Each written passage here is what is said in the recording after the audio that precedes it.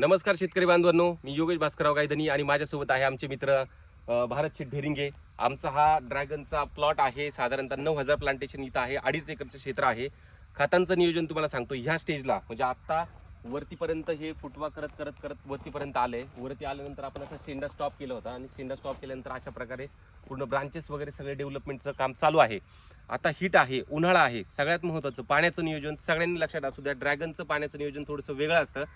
पाणी ड्रॅगनला आपल्याला उन्हाळ्यात कमी करावं लागतं, कारण की जेवढं पाणी तुम्ही त्याला द्याल तेवढं पाणी याच्यामध्ये फास्टमध्ये पिकअप केलं जातं। आणि पाणी जेवढं ह्या ब्लेडमध्ये गेलं की पाणी आणि हीटमुळे तो बॉईल व्हायला लागतं पाणी, आणि बॉईल एकदा झालं तर तो बर्निंग होत असतं आणि सन बर्निंग त्याच्यामुळे वाढतं। म्हणजे पाण्याचं नियोजन अतिशय महत्त्वाचं आहे, सगळ्यांनी लक्षात ठेवा।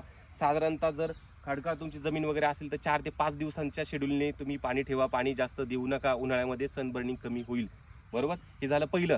दुसरं, आता ह्या स्टेजला आपल्याला प्रत्येक वेळी जर वॉटर सोल्युबल खतं जे आहेत हे कसे द्यायचे, तर 19-19 प्लस ह्युमिक। मग ह्युमिकमध्ये तुम्हाला घ्यायचं असेल तर गब्बर तुम्ही घेऊ शकता, त्याच्यात अमिनो ॲसिड, फुल्विक ॲसिड, सिबिक ॲसिड हे सगळेच येत असतात। आणि हे जर टाकलं तुम्ही तर आपली वाढ आणि ही डेव्हलपमेंट ही चांगली होणार आहे। पण लक्षात असू द्या, ते व्यवस्थित पाण्याच्या नियोजनानुसारच करा, तरच तुमचं नियोजन ही व्यवस्थित होणार आहे। नेक्स्ट याच्यामध्ये बेसल डोसचं मी तुम्हाला पुढचा व्हिडिओ घेऊन येणार आहे। धन्यवाद।